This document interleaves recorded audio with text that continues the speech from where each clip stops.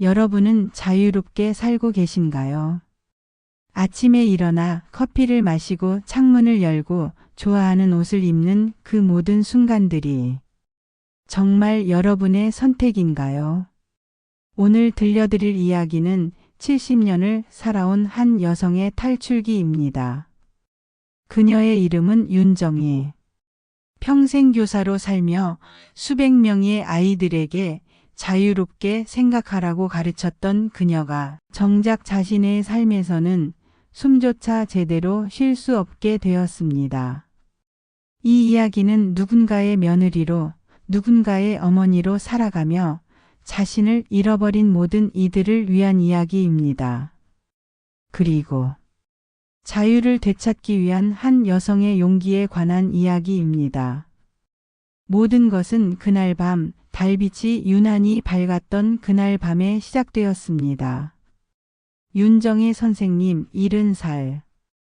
은퇴 후 혼자 살던 그녀는 아들 민호의 간곡한 부탁으로 서울로 올라왔습니다. 엄마 혼자 두기 불안해요. 우리랑 같이 사세요. 처음엔 좋았습니다. 손자도 보고 가족과 함께하는 저녁 식사도 따뜻했죠. 하지만 변화는 서서히 찾아왔습니다. 어머니, 냉장고 문 여실 때 이렇게 오래 열어두시면 전기세 나와요. 수연 며느리의 첫 마디였습니다. 정희는 우유를 꺼내려다 손을 멈췄습니다. 아, 미안하구나. 그리고 우유는 원래 자리에 꼭 다시 놓아주세요. 정리가 안 되면 제가 찾기 힘들어요. 정희는 고개를 끄덕였습니다. 별거 아니라고 이해한다고 생각했습니다. 어머니, 설거지는 제가 할게요. 어머니가 하시면 제 방식이 있어서요. 그래? 그럼 내가 널 도와줄까? 아니에요, 괜찮아요. 그냥 쉬세요. 정희는 거실 소파에 앉았습니다. 텔레비전을 켜려다 리모컨을 내려놓았습니다. 볼륨이 크면 또 뭐라고 할까봐. 어느 날 저녁 정희는 거실에서 손톱을 깎고 있었습니다. 딱, 딱, 딱. 어머니. 수연이 달려왔습니다. 거실에서 손톱 깎으시면 안 돼요. 손톱이 소파나 카펫에 들어가면 청소가 너무 힘들어요. 화장실에서 해주세요. 정희는 손톱 깎기를 들고 화장실로 들어갔습니다. 거울 속 자신을 보았습니다. 70년을 살아온 이 얼굴이 손톱조차 자유롭게 깎을 수 없다니. 어머니 옷은 따로 빨아주세요. 제 옷이랑 섞이면 냄새가 배요. 냄새? 나이 드시면 몸에서 냄새가 나잖아요. 어쩔 수 없는 거니까 이해해 주세요. 정희는 아무 말도 하지 못했습니다. 그날 밤 그녀는 자신의 옷 냄새를 맡아봤습니다.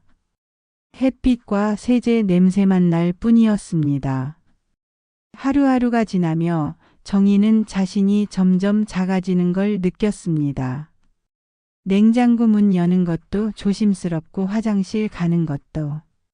눈치가 보이고 자기 방에 있어도 숨소리마저 줄이게 되었습니다. 내가 언제부터 이렇게 작은 사람이었나. 밤마다 그녀는 자신에게 물었습니다.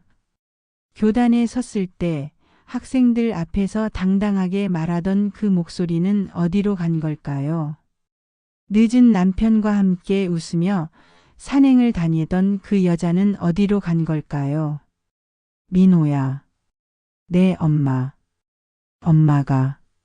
좀 답답해서 그러는데. 민호는 신문을 내려놓지 않았습니다. 엄마 수연이가 워낙 깔끔한 스타일이라 그래요. 좀 이해해 주세요. 저희도 엄마 모시고 사는 게 쉽지 않아요. 정희는 입을 다물었습니다. 모시고 산다는 말이 가슴에 박혔습니다. 나는 손님인가? 짐인가? 그렇게 6개월이 흘렀습니다. 정희는 자신이 투명인간이 된 것 같았습니다. 존재하지만 존재하지 않는, 숨쉬지만 살아있지 않은 그런 느낌.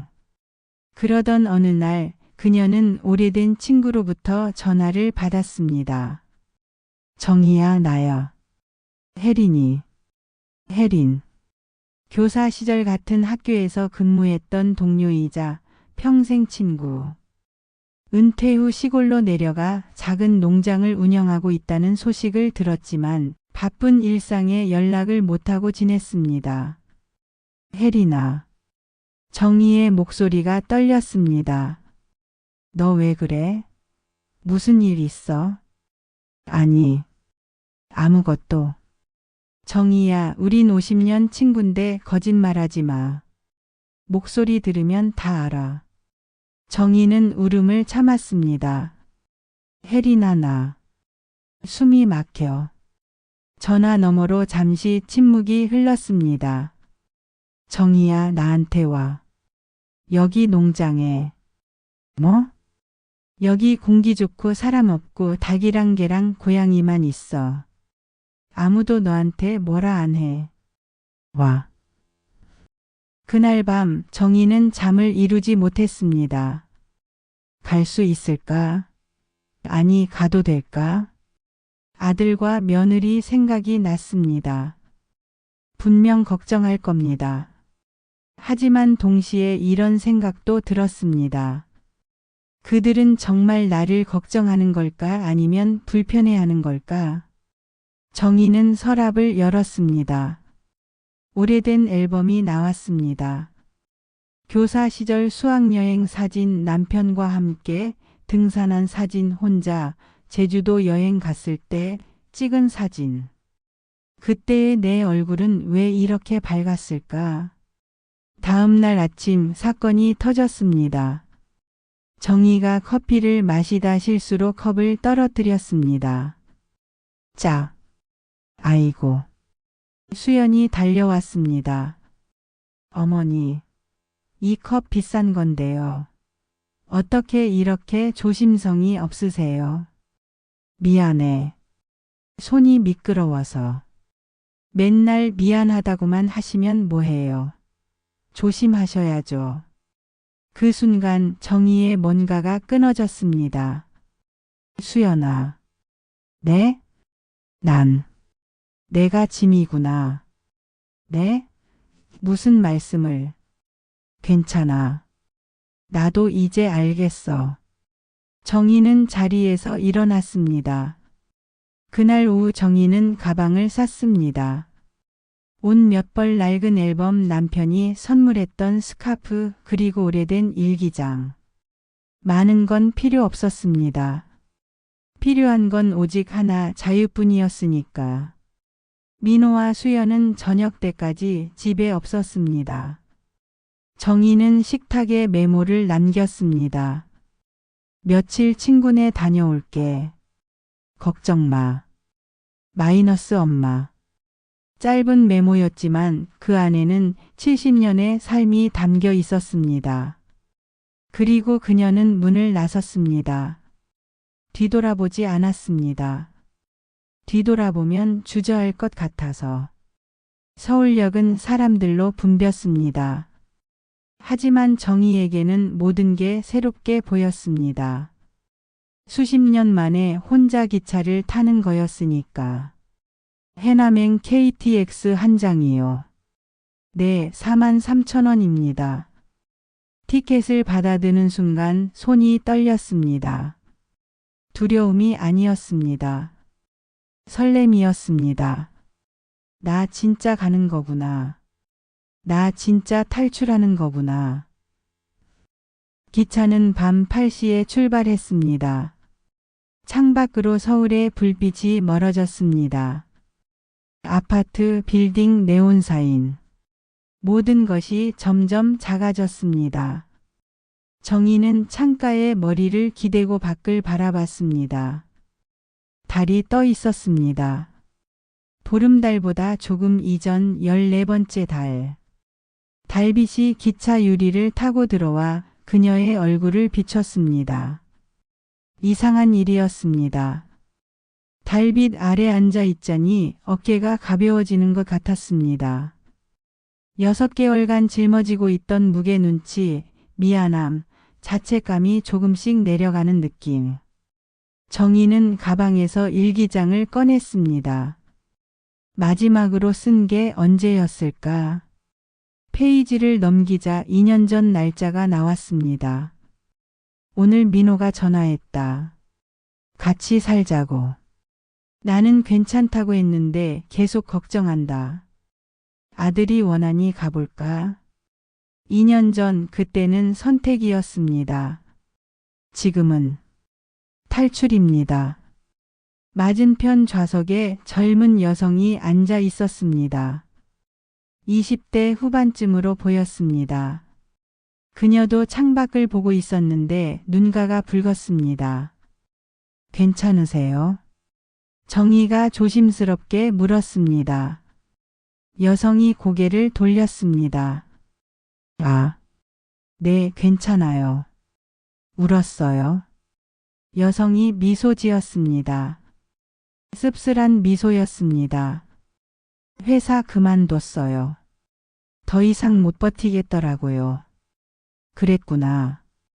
집에도 아직 말 못했어요. 뭐라고 하실지 뻔해서.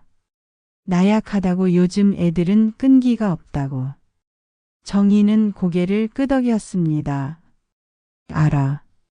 그 기분. 두 사람은 잠시 침묵했습니다. 그리고 동시에 웃었습니다. 우리 둘 다 도망치는 중이네요. 그러게. 도망이 아니라 탈출이야. 탈출. 기차는 밤을 가로질러 달렸습니다. 창밖으로 어둠 속 눈밭이 보였고 작은 마을의 불빛이 반짝였고 산 너머로 달이 따라왔습니다. 정희는 처음으로 평화를 느꼈습니다. 아무도 그녀를 감시하지 않았습니다. 아무도 그녀에게 뭐라 하지 않았습니다. 그저 달빛과 기차 소리만이 그녀와 함께 했습니다. 이게 자유구나. 그녀는 속으로 중얼거렸습니다. 다음 날 아침 정희는 해남에 도착했습니다. 혜린이 낡은 트럭을 몰고 마중 나왔습니다. 정희야. 혜린아. 두 사람은 포옹했습니다. 50년 우정이 담긴 따뜻한 포옹이었습니다. 혜린의 농장은 작았지만 아름다웠습니다. 낡은 한옥 한 채, 작은 텃밭, 닷장 그리고 뒤편으로는 작은 호수가 보였습니다. 여기가 내 왕국이야. 혜린이 팔을 벌렸습니다. 좁지? 아니, 넓어. 너무 넓어. 정희의 눈에 눈물이 고였습니다. 일단 씻고 쉬어. 방은 저쪽이야. 내가 미리 정리해뒀어. 방은 단순했습니다. 이불, 작은 책상, 창문. 하지만 그 창문으로 들어오는 햇살은 서울 아파트와 달랐습니다. 따뜻했고 부드러웠고 자유로웠습니다. 정희는 이불에 누웠습니다. 6개월 만에 처음으로 깊은 숨을 쉬었습니다.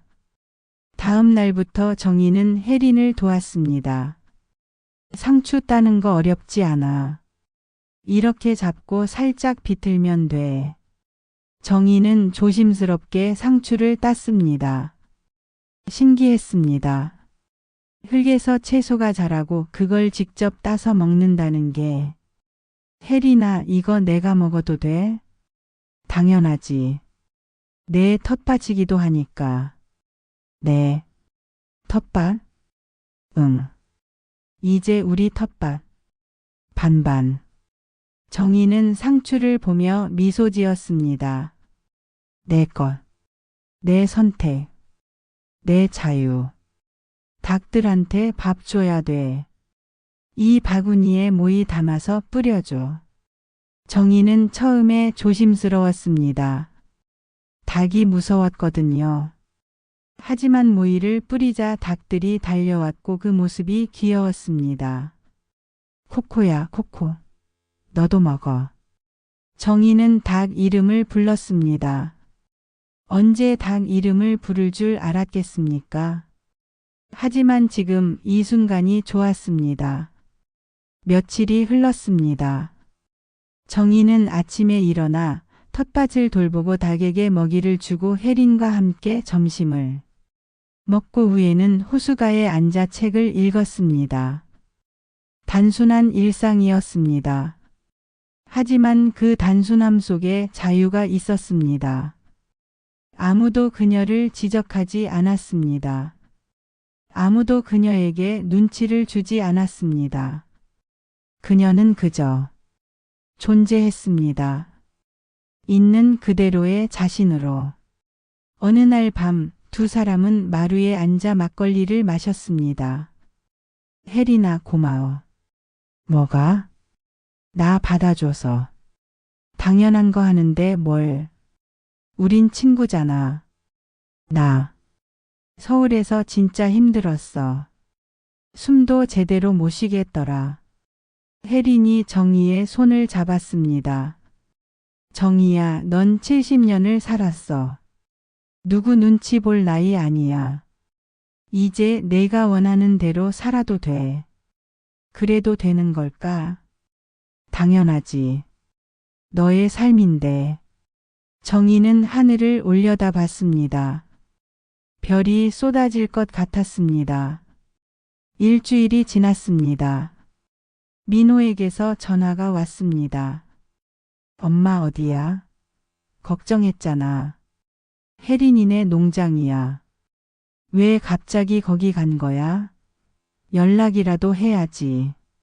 메모 남겼잖니. 며칠이라더니 벌써 일주일이야.